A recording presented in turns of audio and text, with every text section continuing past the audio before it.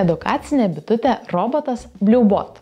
Rinkinį sudaro edukacinė priemonė robotukas bitutė, įkrovimo laidas robotukui, kortelių skaitytuvas, kilimėlis su žymiausiamis pasakomis, kilimėlis su svarbiausiais objektais mieste, 25 kortelės, roboto valdymas kortelių skaitytuvu.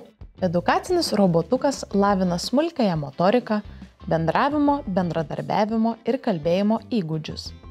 Lengvai valdomas judantis robotukas yra puiki priemonė siekiant sudominti, įtraukti vaikus į mokymosi procesą.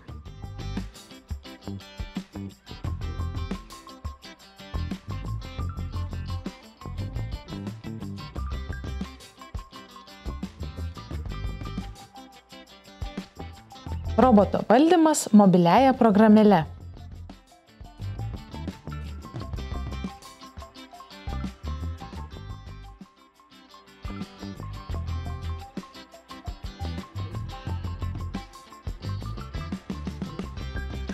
Roboto valdymas naudojant mygtukus.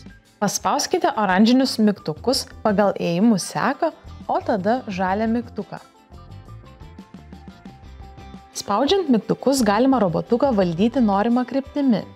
Garso įrašymo funkcija. Į priekį, į dešinę, atgal.